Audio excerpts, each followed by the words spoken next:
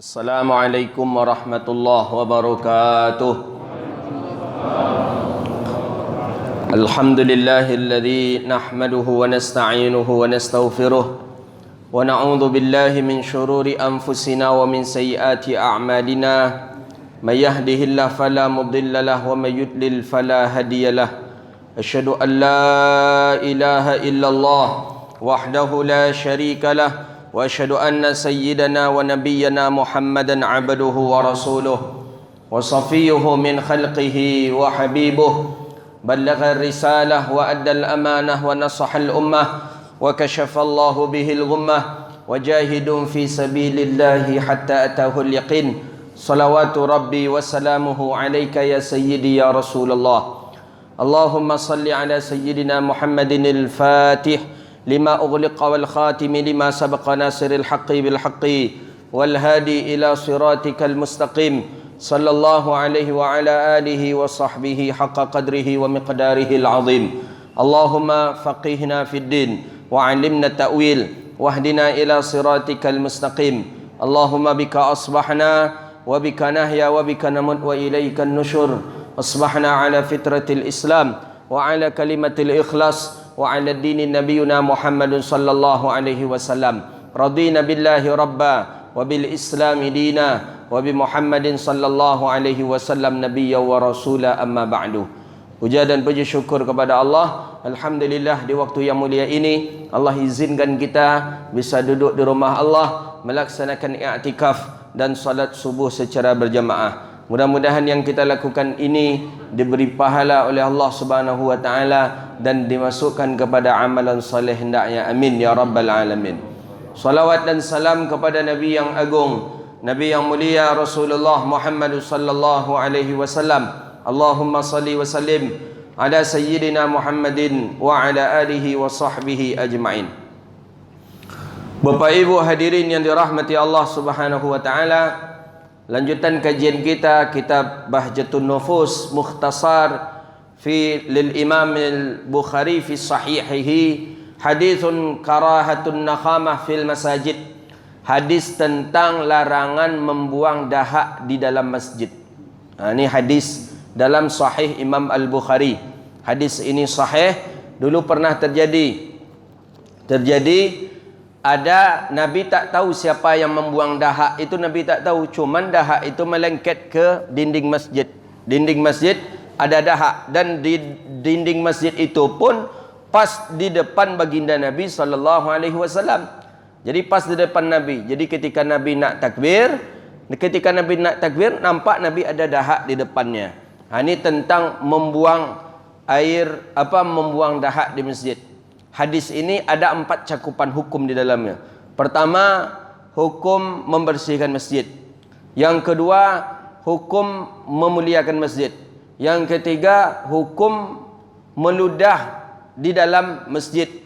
Jadi hukum meludah di dalam masjid, apakah boleh atau tidak, nanti pembahasan. Kemudian yang keempat, meludah ke hadapan atau ke arah kiblat. Bagaimana? Apakah boleh atau meludah itu yang mana bagusnya, ke kiri kah atau ke kanan? Itu nanti pembahasan kita. Kalau ketika solat, ke mana kita meludah nanti? Ke kiri, ada kawan di kiri. Ke kanan, ada kawan di kanan. Apa caranya? Itu nanti. Kalau kita tak solat, memang ke kiri afdalnya. Kita tidak sedang dalam keadaan solat, berjalan-berjalan, bersantai dengan kawan-kawan, itu memang meludah ke sebelah kiri. Tapi kalau dalam posisi salat macam mana caranya? Itulah hadis akan kita baca insya-Allah hari ini. Qala hadithun karahatun nakhamah fil masajid. Fil masjid, hadis tentang larangan baginda Nabi membuang dahak di masjid. Nakhamah ni dahak. Nakhamah itu dahak. Dahak yang kering nakhamah. Kalau dahak yang basah balgham. Itu bahasa Arab. Kalau nakhamah itu sudah kering dia. Sudah kering, dah macam lem tu nakhamah. Kalau yang masih basah dia, itu namanya balgham. Maka di dalam kitab Ta'limut Ta'lim, salah satu penyebab kita pelupa karena banyaknya balgham di tubuh kita. Balgham tu apa? Dahak yang masih basah di dalam tubuh. Jadi kalau kita banyak dahak, itu biasanya kita agak pelupa. Itu katanya di dalam kitab Ta'limu Ta'lim. Maka salah satu untuk membuang dahak yang banyak di tubuh itu adalah dengan memakan kismis. Kismis? Ya kan? Kismis. Kalau bahasa Arabnya kismis. Kismis. Dianjurkan kita banyak memakan kismis. Kismis ini anggur yang kering. Dalam sehari itu dianjurkan kita memakan kismis itu 21 kali. Itu di dalam kitab Ta'limu Ta'lim. Itu salah satu untuk membuat kita cerdas. Membuat kita cerdas, membuat ingatan kita kencang, banyak makan kismis. Ya kismis ya, ya kan? Yang untuk yang kismis ya. Kismis kalau bahasa hadisnya saya lupa bahasa hadisnya, cuma diterjemahkan kismis. Kismis itu kan anggur kering kan? Betul kan? Ya, kismis itu. Anggur yang kering itu 21 kali 21 biji dikonsumsi setiap hari. Setiap hari 21. Dan selama waktu di Mesir dulu saya mempraktekkan itu. Setiap hari 21 kali. Itu dalam kitab Ta'limu Ta'lim lil Imam Az-Zarnuji. Itu salah satu untuk membuang balgham tadi.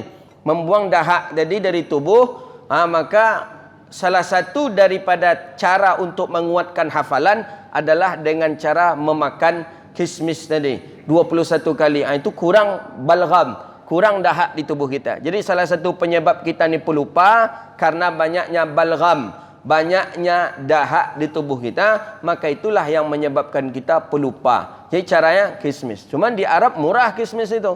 1 kilo itu cuman 4 pon. 4 pon itu paling dengan uang kita 4 pon paling dengan uang 15.000 lah 1 kilo. Kalau di Indonesia mahal saya tengok. Di Indonesia berapa sekilo kismis?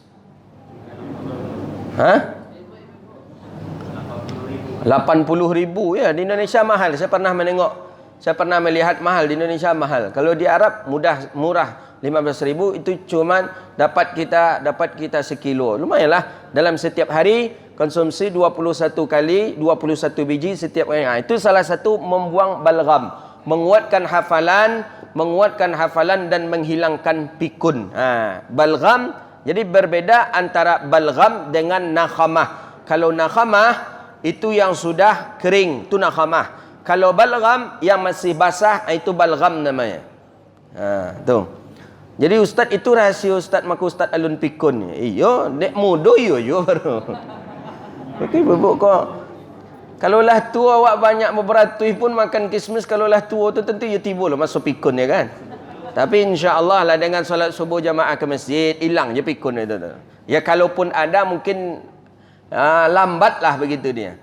Saya menerima video kemarin dari salah seorang sahabat kita, video Syekh Ali Sabuni, pakar tafsir. Syekh Ali Sabuni masih hidup beliau sekarang. Cuman ternyata memang betul dalam Al-Quran itu min ba'di quwwatin, setelah kuat itu lemah. Memang lemah, badan tak bisa apa-apa. Cuman daya ingat kuat. Masih mampu mensyarahkan hafalan yang adanya kepada murid-muridnya. Cuman kadang suara tak keluar. Itu dia. Jadi pikun tadi itu bukan berarti kita ni hilang akal saja. Kadang pikun dengan sebab lemah badan kita tu pikun je namanya tu. Cuman pikunnya berbeza. Pikun nyanyuk dengan nak nyanyuk beda. Kita kalau bisa pikunnya jangan nyanyuk. Kau ala datuk kau pikun nyanyuk pula lah. Tu mencari wangi cucu aja. Tiap sewantai itu aja ni tanya alahnya. Alah ambil ayun tu atu alahnya. Bekul 5 minit. Alah makan alahnya. Bekul cik lain. Tu nyanyuk namanya. Tapi insya-Allah orang-orang yang salat subuh berjamaah ke masjid dan selalu membaca Quran, insya-Allah Allah hilangkan dari pikun yang nyanyuk itu. Insya-Allah. Jadi beda antara nakhamah dengan balgham. Kalau balgham itu dahak yang basah di dalam, balgham namanya. Kalau nakhamah itu yang di luar. Jadi yang kering itu namanya nakhamah. Kalau yang basah itu namanya balgham. Maka ketika seseorang salat, tidak boleh dia menelan balghamihi. Tak boleh dia menelan balghamnya. Balgham maksudnya tak boleh menelan dahaknya. Itu bagi orang yang salat. Itu dia bagi orang yang salat. Begitu juga bagi orang yang puasa, tak boleh dia menelan balghamnya. Balghamnya tak boleh, tapi raiquhu boleh. Dia beda antara balgham dengan raik. Raik artinya air liur. Kalau orang yang berpuasa, boleh dia menelan air liurnya. Tapi tidak balgham. Tidak dahak. Kalau dahak tak boleh dia telan ketika dia dalam keadaan berpuasa. 3, syaratnya boleh menelan air liur kalau air liur itu tak batal kita. Jadi menelan air liur bagi orang yang berpuasa itu tidak membatalkan puasa dengan 3 syarat. Pertama, air liur itu dari dalam. Dari dalam, tak dari luar. Kalau dari luar dimasukkan ke dalam balik, itu jelas batal puasanya. Tapi kalau dari dalam saja main-main aja, lontak aja lah, nak kan batal puasa. Yang kedua, bahwa adalah air liur itu air liur miliknya sendiri. Tak air liur orang. Kalau air liur orang, batal puasa. Apalah cara air liur orang, Ustaz? Apalah, tak bisa. Kalau tak ada kan itu kata ulama fikih. Maka dari situ alasan bahawa salah seorang apabila dia mu'anaqah, apabila dia berciuman selama Ramadan, dalam siang Ramadan berciuman dia, boleh saja. Maka ulama menghukum makruh. Mazhab Hambali menghukum batal. Tapi mazhab kita Syafi'i dengan jumhur, itu hukumnya makruh. Suami isteri berciuman siang Ramadan. Makruh. Cuman dikhawatirkan nanti, ni dia, terminum air liur istri atau suami oleh kita nanti. Itu maksudnya tu apa-apa. Bukan tak bisa air liur. Kalau air liur milik kita sendiri, insyaAllah aman puasa. Tapi kalau lah punya orang pula ambil, tu lah batal puasa kita. Yang ketiga, raiquhu khalisah, bahwa adalah air liur itu air liur yang bersih, yang tidak ada campurnya. Tapi kalau air liur itulah bercampur dengan balgham, air liur bercampur dengan dahak, kita telan, itu batal puasa kita. Tapi kalau air liur itu saja tidak ada campur sama sekali, maka puasa kita tidak batal dan boleh melanjutkan puasa kita. Begitu dia. Jadi beda antara balgham dengan nakhamah. Nakhamah yang kering, nakhamah dahak yang kering atau yang sudah keluar dari mulut kita, itu nakhamah. Kalau dari dalam namanya balgham. Masuk ke hadis. Hadis ni sahih dalam sahih Imam Al-Bukhari radhiyallahu taala an. An Anas bin Malik radhiyallahu anhu. Hadis daripada Sayyidina Anas bin Malik. Anas bin Malik sahabat Nabi sallallahu alaihi wasallam. Beliau orang yang terdekat Nabi sebagaimana yang sudah kita jelaskan sebelumnya, bahwa Anas bin Malik ini pembantu Nabi dan juga orang yang selalu menyimpan rahasia Rasulullah sallallahu alaihi wasallam. Jadi sehingga Anas bin Malik ada menyimpan rahasia Nabi, dan kata Nabi, ya Unais, Nabi memanggil Anas dengan Unais. Ya Unais, pergilah menjumpai si fulan, sampaikan ini kepada si fulan. Wala tatakallama ghairuhu, jangan engkau ceritakan kepada orang selain dia. Cukup dengan dia saja. Baik ya Rasulullah, pailah Anas keluar rumah. Anas keluar rumah ingin berjumpa dengan si fulan tadi. Anas pergi ke rumah si fulan. Sampai di tengah jalan, Anas berjumpa dengan ibunya Ummu Sulaim. Kata Ummu Sulaim, kata Ummu Unais, ya Anas, ya ibu, ada apa? Kau nak ke mana? Saya disuruh Rasulullah sallallahu alaihi wasallam ke rumah si fulan ya ibu. Ada apa?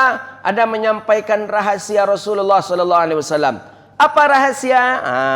Apa rahasia Nabi? Apa pesan Nabi? Kata Anas bin Malik, ibu, aku dipesankan oleh Rasulullah untuk tidak menceritakan kepada orang selain si fulan ini. Ibunya untuk mengerti pula. Kecil ibunya, engkau jagalah amanah Rasulullah sallallahu alaihi wasallam. Ibu faham dia.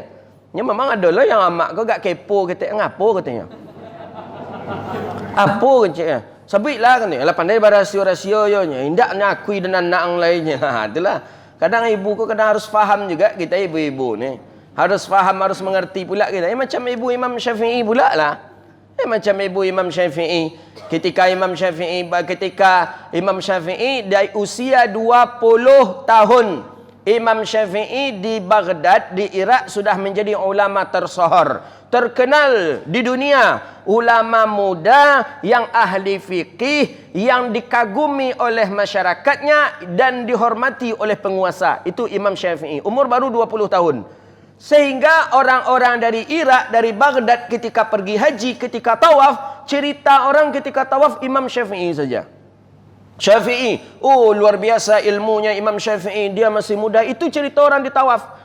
Mak menunggu Imam Syafi'i di Makkah. Mak selalu menunggu Imam Syafi'i di Makkah. Jadi kata mak, man takallamhum? Siapa yang kalian ceritakan? Yang kami ceritakan ini Syafi'i. Kata orang-orang yang sedang tawaf. Ni orang-orang dari Baghdad nih pergi ke Makkah. Syafi'i yang mana? Muhammad bin Idris kah? Kata ibunya. Muhammad bin Idris itu nama Imam Syafi'i. Muhammad bin Idris kah? Ya. Engkau belum pernah berjumpa dengan dia? Kata orang Baghdad ni kepada ibunya. Padahal amak Imam Syafi'i kah? Alun pernah sebut je lainnya. Alun, besok kalau nyo ke Makkah, jumpalah dengan dia. Orang alim yang ditakuti oleh penguasa dan disegani oleh orang-orang banyak. Itulah Muhammad bin Idris Syafi'i. Kata ibu Imam Syafi'i, salim alaih. Kata ibu Imam Syafi'i, titip salam saya kepada Imam Syafi'i itu. Itu ibu Imam Syafi'i. Dah lama ibu menunggu di Makkah. Ibu menunggu di Makkah ada dalam kurun waktu 11 tahun kalau tak salah. Ibu Imam Syafi'i tak berjumpa dengan Imam Syafi'i. Imam Syafi'i kan lahir dalam keadaan yatim di Gaza, Palestina. Pergi mengaji ke Makkah. Ibu selalu mendidik sampai pulang, sampai tiba di Makkah kembali. Itulah sampaikan salam aku. Jadi orang-orang Baghdad tadi sampai ke Iraq, disampaikanlah salam Imam Syafi'i, disampaikanlah salam ibu Imam Syafi'i. Ya Imam, ya, kata Imam Syafi'i, kami kemarin tawaf. Ketika tawaf ada ibu-ibu yang ikut mendengarkan kami tawaf. Dan ibu tu menanyakan, Muhammad bin Idris kah yang kalian maksud? Iya, kata ibu itu, kata perempuan itu, dia mengucapkan salam kepada engkau. Bagaimana ciri-cirinya? Kata Imam Syafi'i. Ciri-cirinya seperti ini, seperti ini. Apa kata Imam Syafi'i? Huwa ummi. Itu adalah ibuku, kata Imam Syafi'i. Maka Imam Syafi'i saking memuliakan ibu, Imam Syafi'i mengarang satu buah kitab 7 jilid. Kitab itu beliau beri nama dengan Al-Um. Al-Um artinya ibu. Tapi di dalamnya bukan menceritakan kisah tentang ibunya. Tapi di dalamnya menceritakan tentang hukum fikih. Sampai hari ini terkenal kitab dalam mazhab Syafi'i yang paling tertinggi adalah kitab namanya Al-Um. Ibu. Kenapa Imam Syafi'i membuat nama kitab itu ibu? Karena Imam Syafi'i selalu merindukan ibunya. Ibunya orang iffah, ibunya terjaga, ibu tak pernah makan haram, ibu tak pernah berbuat dosa. Itulah ibunya Imam Syafi'i radhiyallahu taala an. Kalau kita pakaikan pula lah ke amak-amak wak gini, muda itu orang bercerita anaknya, apa mungkin kira-kira jawaban amak wak gini? Anak dan tu je dari siku keluar tuan. Sampailah salam kainyo. Dia nak menggadang anaknya tu kata, itu ibu Imam Syafi'i. Samalah dengan Anas bin Malik. Jadi kata ibu Anas bin Malik, engkau jagalah pesan Rasulullah, wala tatakallama ghairuh, jangan engkau ceritakan kepada orang selain daripada dirinya. Ibu pun faham ibu Anas bin Malik. Jadi ibu-ibu kau jangan ingin tahu aja wak sadonyo. Kadang kau nak anak ni bercerita lah, main-main surut-suran, main rahsia-rahsian jo awak kau je. Kadang ada memang yang mesti dia rahsiakan, yang tak boleh kita tahu. Ini kadang ibu orang tua terlampau mencampuri urusan anak. Ini kadang tak betul juga dalam agama kita, tak betul juga. Sampai beko masalah anak dengan istrinya, beko masalah anak dengan anaknya pula. Di situ kadang banyak rumah tangga yang kacau di pertengahan jalan karena sudah banyak ikut campur orang tua. Kalau orang tua sudah menikahkan anaknya dengan orang lain, tugas terutama orang tua adalah doa. Doa setiap malam doakan anak. Setiap malam doakan anak. Itu tugas orang tua. Jangan mencampuri urusan anak lagi. Berapa gajian di perusahaan tu? 8 juta. 8 juta tu ke kami berapa lagi? Sekiannya. Tu selebih untuk biniang je. Dan menggadang-gadang biniang ke kanyang dewaangnya. Itu tak betul kita orang tua. Yang kita anak alhamdulillah kan ada pencarian kita. Pensiunan yang kita ambil kan ada, rumah kontrakan ada, ruko ada, itu aja lah nikmati. Kadang menuntut pula ke anak berapa lagi ama? Ama 1 juta selama berdua. 500 orang kami kali lagi berduanya celah. Berjuta dulu menguliahan waang celah. Aku memang yo gawat. Le do itu di siko. La ilaha illallah. Tu yo kacau mintuon. Tentu pak ni yang anak apa ke dicadin anak lah piti. Amak lah menuntut pula modeko. Tiba di rumah bini tentu ditanya lah dek bini, Apa yang abang bawa bang? Anak tentu apa yang bawa? Ada habis 8 juta tadi amak nak ingin pula menguasai. Ini kebanyakan dan itu ada. Mak kamu tanya tadi masuk Quran, kalau you ada taubat dah capek tu ibu-ibu. Ada hasil kita, ambil hasil kita, nikmati hasil kita. Anak tu jatahnya pula nyagi dia alhamdulillah. Indak nyagi dia ndak apa je dah. Tapi anak kalau lainnya salat, kalau lainnya duduk di majlis ilmu mengaji mereka, saya tidak terbayang je dia amaknya je ayahnya. Jadi tak perlu kita menuntut kalau masih ada di kita. Maka dalam fikih tu, nafkah itu umudani. Nafkah ada nafkah 2 tiang istilahnya dalam fikih. Apa maksud nafkah 2 tiang dalam fikih? Tiang pertama anak dan isteri. Tiang kedua adalah orang tua. Maka di dalam fikih disebut umdan. Umdan itu 2 tiang. Tiang pertama anak dan isteri. Tiang yang kedua ini adalah orang tua. Tapi yang lebih utama anak dan isteri dulu. Kalau orang tua mendapatkan atau ada penghasilan tetapnya, orang tua kau menerima pensiun, dan pensiun itu cukup rasanya bagi orang tua, dalam kajian mazhab kita tidak wajib memberi orang tua ni. Tak wajib. Walaupun ia minta dari orang tua, nak wajib ada. Lagi lama betul teragak lama kepiti wangannya kan. Paling enggak gak 500 nya agak 2 juta lagi katanya kan. Hendak wajib kita memberinya 2 juta tu tak wajib. Kalau orang tua ni ada penghasilan. Itu dalam fikih loh. Dalam fikih dalam kitab Sulamut Taufiq ila Mahabbatillahi Tahqiq. Tapi kalau seandainya orang tua ini tidak ada nafkahnya, pensiun tak adanya terima dah. Memang tak ada. Kebun pun tak ada. Kontrakan pun tak ada. Ruko pun tak ada. Memang berharap daripada kita, ketika ia minta, wajib kita magihnya. Wajib kita magih. Makanya kita sebagai anak, orang tua punya penghasilan kini itu, alhamdulillah syukuri aja lah. Besok lain tak minta-minta je kawak dah. Aku kadang anak, orang tuanya tandes ni. Punya kontrakan orang tuanya jual dah. Punya ruko orang tuanya jual dah. Punya kebun orang tuanya jual. Ketika tua orang tua tak ada punya apa-apa lagi. Minta kayaknya. Marah pula dia kepada orang tuanya. Ini anak yang tak betul ni. Maka kita senang kita orang-orang tua kita yang punya penghasilan, yang punya apa, biarlah dia menikmati. Menikmatilah hasil tu. Nak pergi umrahnya tiap tahun, nak bersedekah dia ke masjid, biarlah. Kita anak-anak tak usah memberatkan orang tua kalau kita mampu. Biarlah. Bukti nanti ketikanya meninggal dunia itu kan untuk awak je bukannya. Untuk kita je nya, biarlah. Tak usah kita je. Kadang orang tua ada yang anak ada yang ingin menguasai harta orang tuanya. Baru menikah baru ingin menguasai harta. Ruko apa kan ada 3 apa untuk kami lecek apa. Sebisa mungkin kita sebagai anak tak usah. Bagus kita bercari usaha dulu. Maka kata Sayyidina Ali, bukanlah seorang pemuda yang mengatakan saya ni anak si fulan. Dalam arti kata yang dibanggakan ayahnya. Dan kau orang kaya kau, dan orang kaya orang berpiti kau anak si anu tu, dan itu bukan pemuda yang kuat, kata Imam Ali, kata Sayyidina Ali. Tapi orang yang kuat, pemuda yang kuat mengatakan ahadha ana, inilah aku. Kau ambo, bukan orang tua. Awak kena, dan kau nak bupati kau, nak gubernur kau, jangan macam-macam yang jadan. Itu cengeng namanya itu. Cemen. Yang inyonya apa? Kau, ini saya. Walaupun awak anak bupati, nak awak bunyikan awak anak bupati dah. Walaupun awak anak gubernur, tidak kita bunyikan kita anak gubernur. Itulah daripada orang yang hebat, kata Sayyidina Ali karramallahu wajhah. Jadi masuk kita ke hadis ni. Anas bin Malik radhiyallahu anhu, anna Nabi sallallahu alaihi wasallam ra'a nakhamatan fi qiblah. Nabi menengok ada nakhamah di kiblat. Di kiblat maksudnya di dinding. Nabi nak salat. Nakhamah ini dahak yang kering menempel di dinding masjid. Biyadihi fahakkaha biyadihi. Sebelum Nabi salat, Nabi hapus dengan tangannya dahak tadi.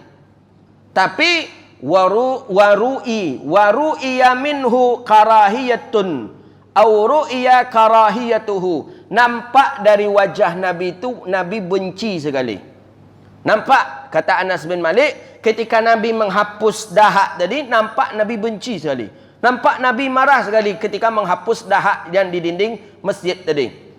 Ini di arah kiblat lah. Walidzalika syiddatuhu alaih. Karena memang Nabi itu paling benci dengan kotoran-kotoran seperti itu. Apalagi ini rumah Allah. Marah betul Nabi. Qala inna ahadukum, apa kata Rasulullah? Inna ahadukum idza qama yusalli fa innama yunaji rabbahu.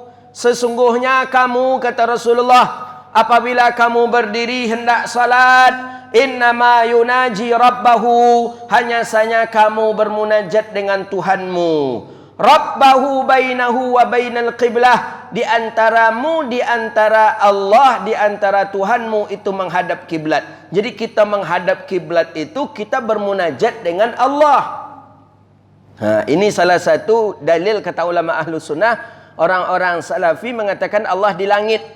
Bagaimana dengan hadis ini? Kalau awak baca hadis kau seolah-olah Allah di muka awak gini kau. Bainahu wa bainal qiblat. Maka oleh kerana itu Allah laisa lahu makan. Allah tidak berhajat kepada tempat. Sebelum adanya Allah, tempat bagaimana? Belum ada. Sebelum adanya tempat, Allah sudah ada. Allah yang menciptakan tempat. Itulah logika sajalah kita. Kalau memang Allah berhajat ke langit, kalau memang Allah ada di langit, mana yang lebih dulu, Allah ke atau langit? Allah. Kalau memang Allah dulu, langit ke macam mana? Jadi sebelum ada langit, Allah dulu di mana? Maka oleh kerana itu tak masuk ke logika kita menurut akidah ahlu sunnah wal jamaah. Wujuduhu bila makan. Allah itu ada tanpa pakai tempat. Jangan kita sebut di langit. Kalau di langit berarti Allah tasyabuh punya tempat. Akidah Yahudi itu yang menisbahkan Allah punya tempat. Akidah kita ahlu sunnah wal jamaah, laisa lahu makan. Allah tidak berhajat kepada tempat karena Allah bukan makhluk. Yang berhajat kepada tempat adalah makhluk.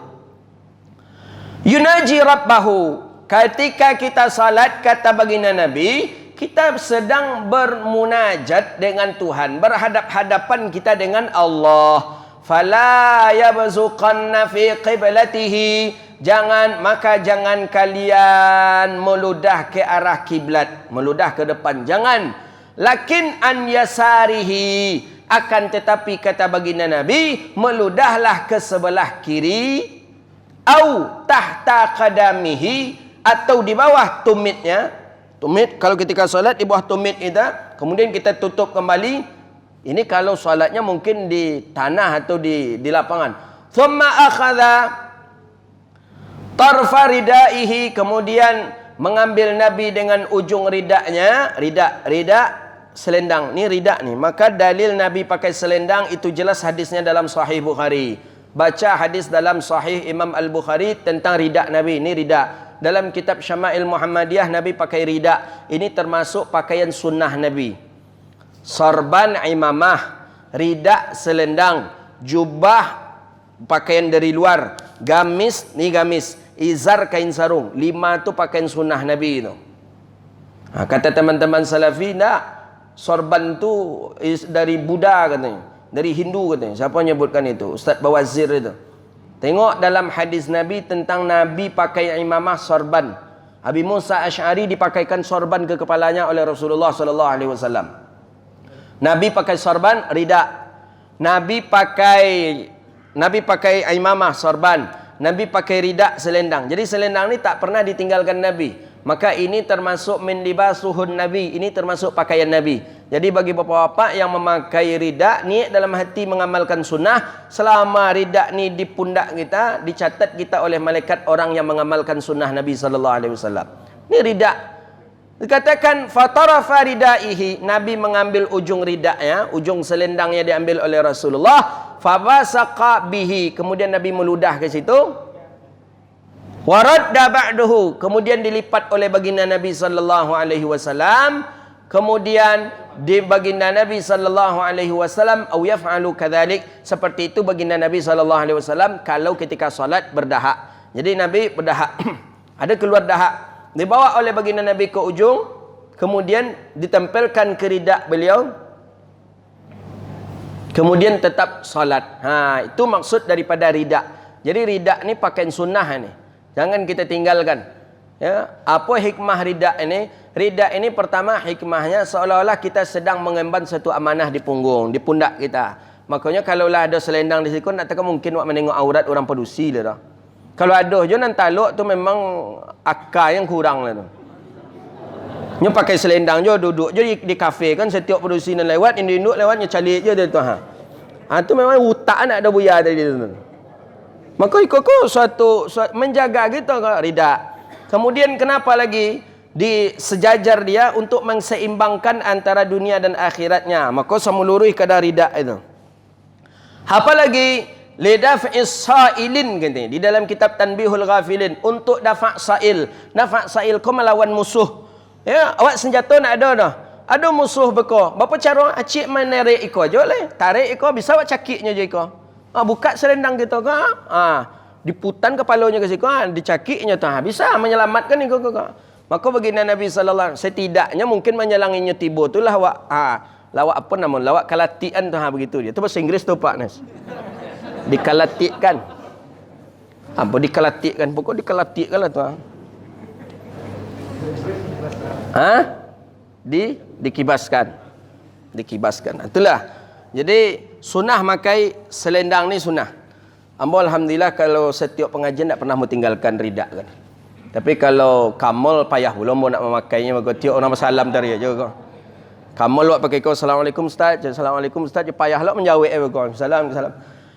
Ada salah seorang sahabat Nabi, saya pula lupa namanya, Urwah entah siapa. Jadi beliau ada amalannya dalam seminggu tu, sehari beliau kosongkan harinya untuk baca Quran. Dia kosongkan harinya untuk beribadah. Jadi ibadahnya cuma satu saja dalam sehari itu. Kecuali solat tetap dia solat 5 waktu. Apa ibadahnya? Dia pergi ke pasar mulai dari pagi lah. Start pagi nyampai ke pasar, beko pulang setelah solat asar. Dari pasar. Mengapunya ke pasar? Bukan pergi belanja. Inyo ke pasar, cik pergi menyebut salam aja ke orang di pasar. Sebut je orang, Assalamualaikum, Waalaikumsalam. Sebut orang, Assalamualaikum, salam. Mulai dari pagi sampai asar. Bayangkanlah untuk mendapatkan pahala salam tu je. Tu ada sahabat Nabi yang model itu. Luar biasa. Cara-cara orang mendapatkan pahala luar biasa. Kalau awak model itu diri, yang nak ada orang cuba celiknya nak pergi belanja tu dah je. Pergi mengalir salam aja tu kata kan. Berapa gadang salam doa orang kata Assalamualaikum, Assalamualaikum. Jadi Sayyidina Abdullah ibnu Umar atau Umar ibnul Khattab. Abdullah ibnu Umar. Dibawalah Abdullah ibnu Umar. Kawan dia bolah keciknya ke pasar katanya lah. Mengapa banyak engkau belanja? Banyak, ambo banyak membeli sesuatu. Tiba di pasar tadi berjalan tak ada ciknya beli dia dah. Salam dia, seorang salam, Assalamualaikum, Assalamualaikum, salam. Sampai waktu asar. Jadi kata Abdullah ibnu Umar, apa yang aku beli? Tak ada yang beli lah. Jadi tapi kan banyak tadi. Banyak, setiap kita mengucapkan salam tadi, berapa ribu malaikat yang mendoakan kita. Itu kata sahabat tadi kepada Abdullah ibnu Umar. Jadi sahabat setelah mendengar hadis dari Nabi itu memang langsung diamalkannya dulu. Bahwa mengucapkan salam, radda alaihimussalam, ketika kita mengucapkan, orang menjawab salam, maka malaikat pun menjawab salam daripada salam kita. Itu kan suatu penghormatan. Thumma akhadha tarfahu rida'uhu. Rida' ini, jadi selendang ini hukumnya sunnah. Fabathaqa fihi wa radda ba'dahu ala ba'din wa qala aw yaf'alu hakadha. Jadi ada 4 dia. Pertama, hukum mensucikan masjid. Sucikan masjid hukumnya wajib. Kenapa Nabi tadi marah? Karena orang-orang membuang nangkhamah dahak itu, balqam itu di dinding masjid.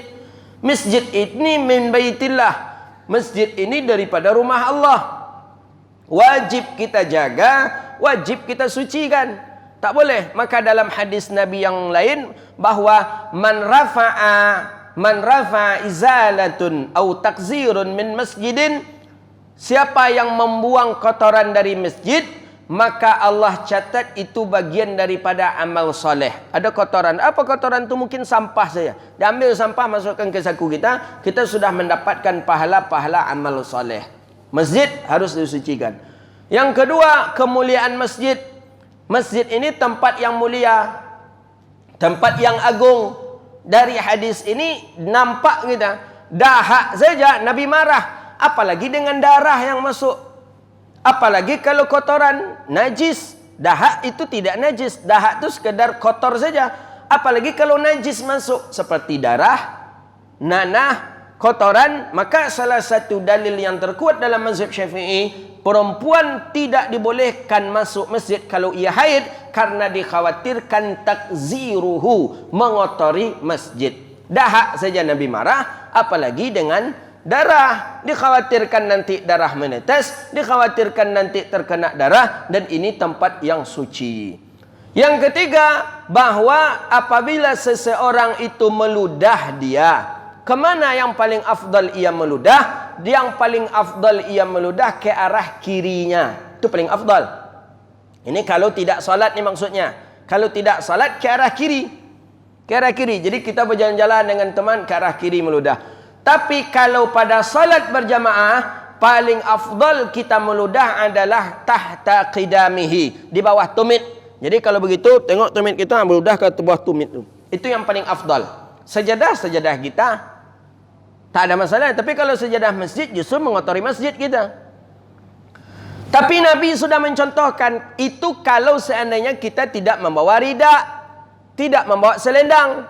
Kalau kita membawa selendang, cukup bawa lidah, dibawa oleh lidah daripada nagamah, daripada balgham ke depan, kemudian dihapus dengan ridak. Itu caranya. Atau dalam kitab I'anatul Talibin Fikih Mazhab Syafi'i, boleh dengan ujung baju kita yang panjang. Kita ada dahak, ditelan, batal salat. Bawa ke depan ujung lidah, buang dia. Atau terakhir dengan jaifi, saku, masukkan ke saku kita. Itu cara, maka itu hikmahnya ada saku di situ. Untuk dahak, nak untuk piti aja, untuk dahak ianya. Jadi dalam kitab I'anatul Talibin, kalau seandainya ada nakamah, ada dahak, ada balgham, buang dia, masukkan ke jaif kita. Yang keempat, hukum meludah di dalam masjid. Mazhab Syafi'i mengatakan hukumnya makruh. Makruh meludah dalam masjid. Yang meludah dalam masjid ada caranya. Pertama, meludah dari dalam keluar. Hukumnya makruh dalam mazhab Syafi'i. Cara meludah yang kedua dengan cara seperti tadi. Itu tak boleh. Itu makruh hukumnya. Nabi tidak mempraktekkan cara meludah, tapi Nabi mempraktekkan cara membuang dahak. Caranya beliau bawa ke ujung dan tanpa meludah. Nabi tak meludah. Maka mazhab Maliki mengatakan bahawa meludah di dalam masjid hukumnya haram. Jadi dari luar ni, buka jendela meludah kita keluar, itu dalam mazhab Maliki hukumnya haram. Karena Nabi melarang.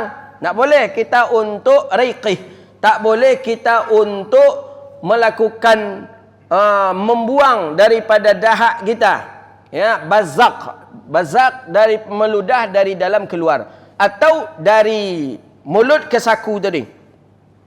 Dalam mazhab Maliki hukumnya haram, tapi dalam mazhab Syafi'i hukumnya makruh. Itulah yang dapat kita ambil kajian kita. Sebisa mungkin bahawa kita tidak meludah kita di dalam masjid.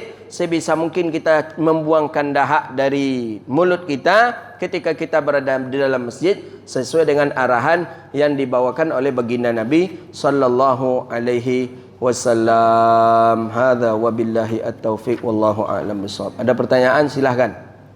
Silakan Bapak Ibu. Silakan Pak Anton. Silakan.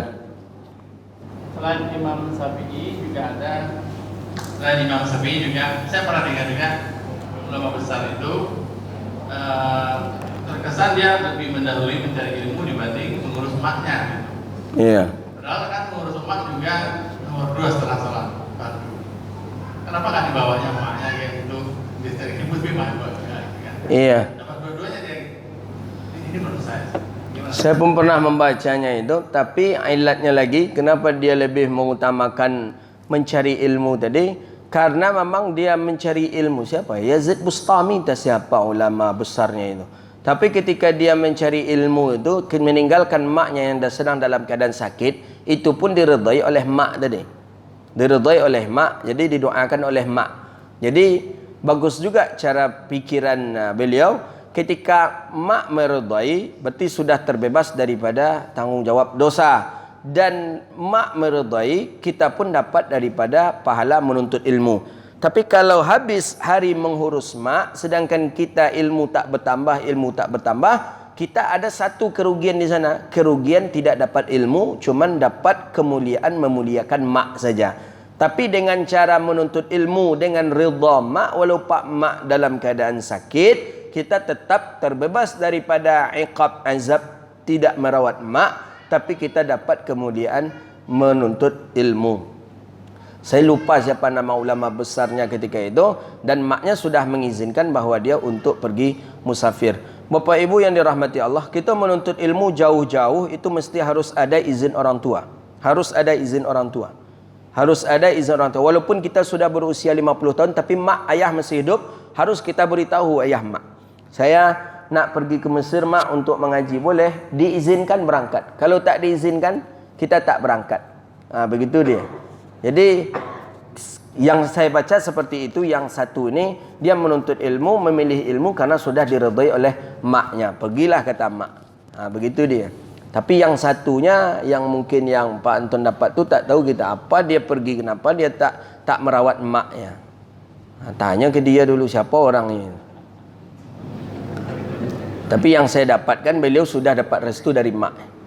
Mak ni orang yang mulia, manusia yang makhluk yang paling mulia, yang nomor 2 setelah Nabi Muhammad itu mak kita.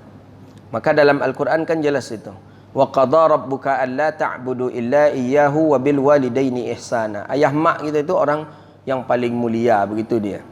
Tapi kalau kita sebut dengan ilmu, mengaji, ayah mak tak kita urus, ayah mak tak redha kepada kita, jangan harap ilmu akan dapat lagi. Takkan dapat ilmu. Tapi kalau ayah mak redha, ada yang mengurus ayah mak, kemudian kita mengaji, kita menuntut ilmu, ayah mak pun redha, insya-Allah kita dapat. Tapi kalau ayah mak tak redha, tak dapat.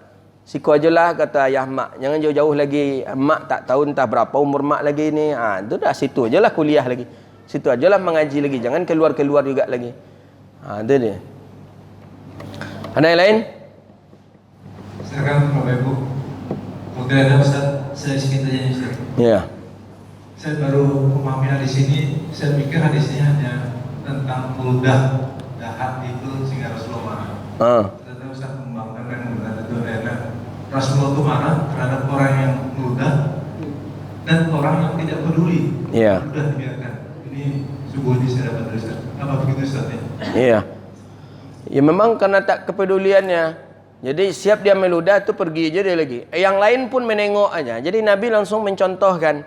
Nabi mencontohkan depan Anas bin Malik, Nabi mencontohkan depan sahabat, dihapus langsung oleh tangan baginda Nabi sallallahu alaihi wasallam. Tapi Nabi nampak marah dari wajah Rasulullah sallallahu alaihi wasallam yang dilihat oleh Sayyidina Anas bin Malik. Jadi Nabi mengajarkan kebersihan, pertama, Nabi mengajarkan memuliakan masjid, kedua, Nabi mengajarkan kita peduli terhadap lingkungan kita. Itu Nabi Muhammad sallallahu alaihi wasallam.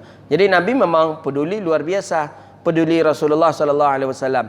Orang yang susah tahu baginda Nabi sallallahu alaihi wasallam, orang-orang yang butuh bantuan dibantu oleh baginda Nabi sallallahu alaihi wasallam. Jadi dengan masjid itu perlu kita ambil pikiran semuanya terhadap masjid, bagaimana meramaikan masjid, bagaimana membersihkan masjid, bagaimana itu kita ambil pikiran terus. Semua kita harus mengambil ijtihad, mengambil ihtimam.